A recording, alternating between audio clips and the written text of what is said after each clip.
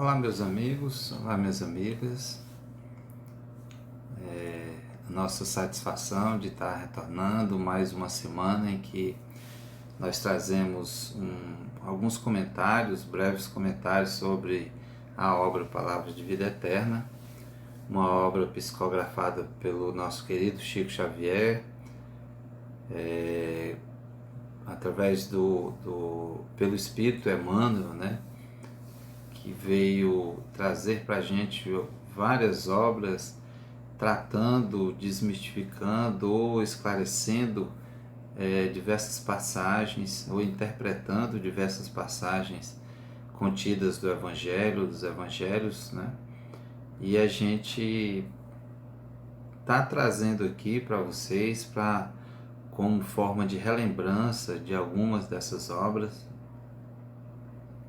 Nesse caso específico de Palavras de Vida Eterna, né? A gente fez nessa parceria, eu e o Lucas. Uma semana ele traz um capítulo, na outra semana eu trago outro. E hoje nós vamos tratar do capítulo de número 118, Ante a Palavra do Cristo. Esse capítulo, Emmanuel faz os seus comentários a partir do Evangelho de João, que está no capítulo 6, versículo 63. As palavras que eu vos disse são espírito e vida. Isso é uma fala de Jesus, né? Então vejamos aqui os comentários de Emmanuel, o que ele traz para a gente. Em todos os tempos surgem no mundo grandes espíritos que manejam a palavra impressionando multidões. Entretanto, falam em âmbito circunscrito, ainda quando se façam ouvidos em vários continentes. E aqui ele traz 4 personagens da nossa história. Ele diz que Dante define uma época, né? Então, uma obra muito conhecida, né, de Dante, a Divina Comédia, um período conhecido como Renascimento Cultural, o Renascentismo, né? Então, nessa obra ele traz uma ideia de inferno, purgatório, paraíso, enfim. É uma obra que até os dias atuais ainda é lida, né? Que, como Emmanuel diz, ainda quando se façam ouvidos em vários continentes, e isso é fato, é uma obra que até hoje ainda é estudada, ainda é lida, e que traz ainda grandes lições para a humanidade. Outra figura que ele cita é Camões, Luís de Camões, né? Que tem como sua principal obra, ou uma delas, Lusíadas, conta a história do povo português, né? Emmanuel aqui vai dizer que Camões exalta uma raça, porque nessa obra ele traz as experiências dos heróis, dos reis e heróis de Portugal, enfim, traz uma narrativa a respeito de um povo, né? Mais uma vez é algo circunscrito. Uma outra figura que ele traz é Shakespeare, que nos lembra especialmente a sua obra Romeu e Julieta. Shakespeare é um inglês, né? E ele traz essa obra Romeu e Julieta como grande destaque para todos, né? Que até hoje também ainda é assistida, é estudada, é lida, enfim. Quem não assistiu Romeu e Julieta, né?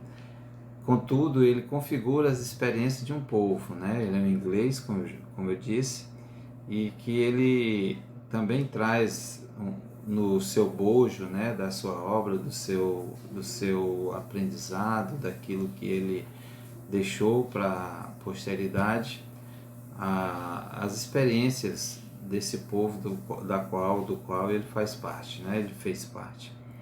E por fim ele traz Voltaire, que com a sua... Emmanuel entende que ele exprime uma determinada transformação social. Voltaire foi um dos primeiros a questionar essa interdependência entre igreja e Estado, né? Ele foi um dos primeiros a defender a ideia do Estado laico, né? Para que não houvesse essa mistura de religião com Estado, tão importante para os dias atuais. Como a gente percebe hoje, nós vivemos experiências recentes aqui no nosso país, dessa relação muito próxima Estado-religião, que trouxe alguns desconfortos, né, para todos nós. Mas daí a necessidade e a importância de haver a distinção entre a questão religiosa e o Estado, cada um cumprindo seu devido papel, né? Então vejamos mais aqui o que ele vem trazer. Então todos esses 4 personagens aqui citados, históricos, né? Emmanuel vai dizer que eles trouxeram, sim, algumas lições com as suas palavras, com seus ensinamentos, mas limitados, né? Circunscritos a uma determinada situação, a um determinado povo, uma determinada época, uma determinada raça, enfim. Então são experiências mais locais, apesar de terem se expandido para muitos outros lugares, né? E aí ele vem falar de Jesus, da palavra de Jesus. E ele diz assim: a palavra de Jesus, no entanto, transcende lavores artísticos, joias literárias, plataformas políticas, postulados filosóficos, fórmulas estanques. Dirige-se a todas as criaturas da Terra com absoluta oportunidade, estejam elas nesse ou naquele campo de evolução. Então, a palavra de Jesus, ela não tem uma circunscrição, ela abrange a toda a população, a todos os encarnados e desencarnados também. Temos essa compreensão hoje, a todos que compõem o nosso planeta, né? O planeta Terra, todos aqueles que estão encarnados hoje ou que estão no plano espiritual aguardando uma nova oportunidade. Então a palavra do Cristo, ela abrange tudo isso, né? Ela não está circunscrita a uma determinada situação. É por isso que a doutrina espírita a reflete não por mera reforma a palavra de Jesus, reflete a palavra de Jesus, né? Não por mera reforma dos conceitos superficiais do movimento religioso, a maneira de quem desmontasse antigo prédio para dar posição diferente aos materiais que o integram, em novo edifício destinado a simples efeitos exteriores. Aqui ele vem falar bem dessa questão da religiosidade como algo exterior, como algo que não vem de dentro, né? Em que a gente faz uso dessa religiosidade apenas como um instrumento social, né? Apenas como uma forma de dar uma satisfação à sociedade, mas não como algo que venha de dentro, como algo que transforma de fato. Os ensinamentos do Mestre nos princípios espíritas cristãos constituem sistema renovador, indicação de caminho, roteiro de ação, diretriz no aperfeiçoamento de cada ser. Então, eis aqui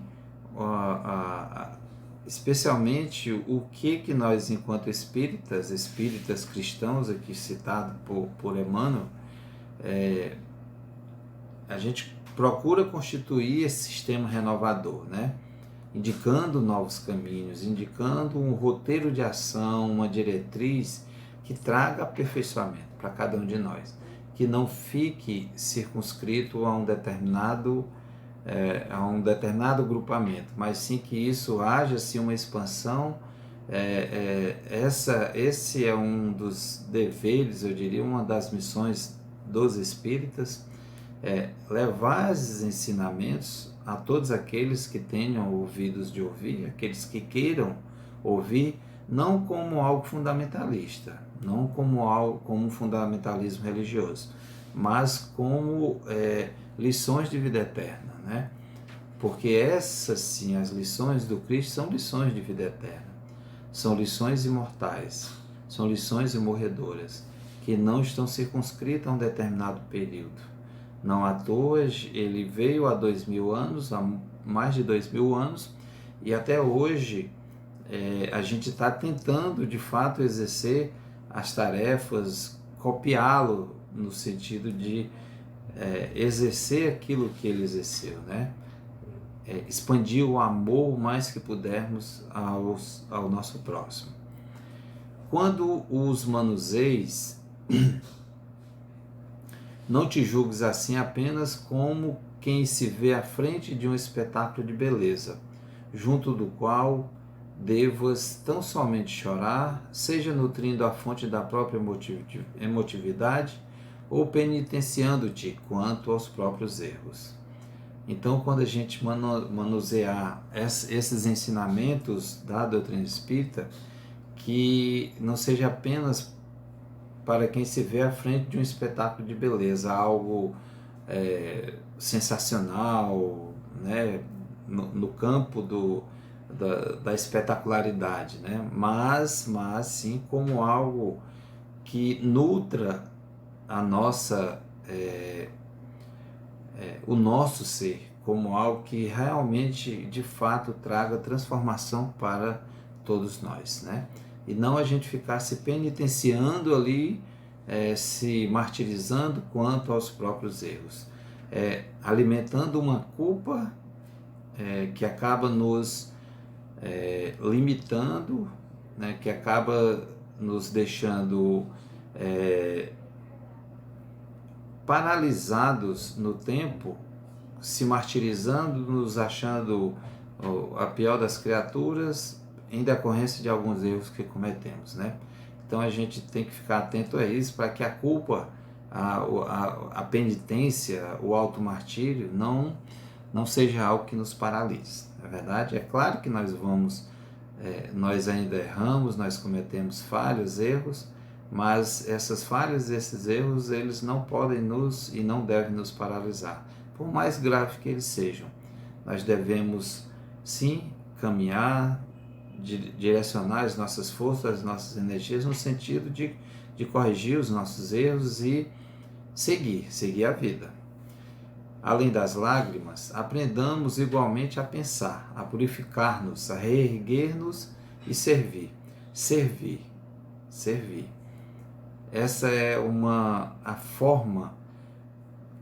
das formas que nós temos de nos reerguer, de nos purificar, de ser de fato um cristão, de ser de fato um seguidor do Cristo, de ser de fato alguém que abraçou a causa do Mestre e que está caminhando com isso, né? Que está caminhando junto dessa causa, realizando aquilo que ele faria se aqui estivesse encarnado, né?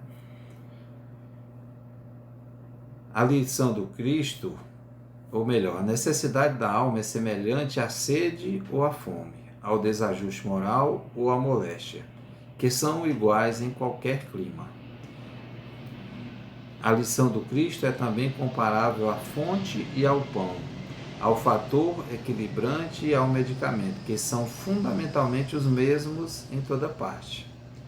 No trato, pois, de nós ou dos outros, é forçoso não olvidar que o próprio Senhor nos avisou de que as suas palavras são espírito e vida. Ou seja, então, as palavras que o Cristo deixou para todos nós, que é estudada por diversas nações, ou se não por todas elas, com algumas exceções, nós precisamos tê-la, compreendê-la, essa palavra, como espírito e vida. Não é algo circunscrito, não é algo material, mas é algo que denota vida perene, vida eterna, vida continuada, vida simplesmente. Não há morte, não há um fim, muito pelo contrário, há a perenidade desse nosso existir, né? O espírito e sua imortalidade nos possibilita uma vida também imortal.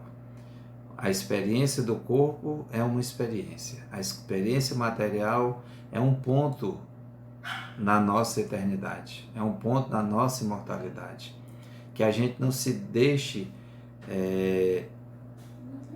se prender a isso, né? Essas questões que são de cunho material, que nos trazem sim grandes desafios, porque afinal de contas, dentro da nossa imperfeição, nós estamos aqui vivendo essa experiência carnal, essa experiência no corpo físico, para buscar justamente esse aperfeiçoamento. E nós trazemos ainda muitas dúvidas, nós trazemos ainda muitas incertezas, né? E é natural de espíritos como nós, ainda imperfeitos, né? Mas o nosso papel, a nossa tarefa é caminhar, é seguir, é aprender e exercer esses ensinamentos do Cristo no cotidiano, no dia a dia, na nossa vivência diária, com todos que cruzarem os nossos caminhos. Então, meus irmãos, minhas irmãs, amigos, amigas, era isso que nós tínhamos para hoje. Que Deus nos abençoe a todos e até o nosso próximo encontro.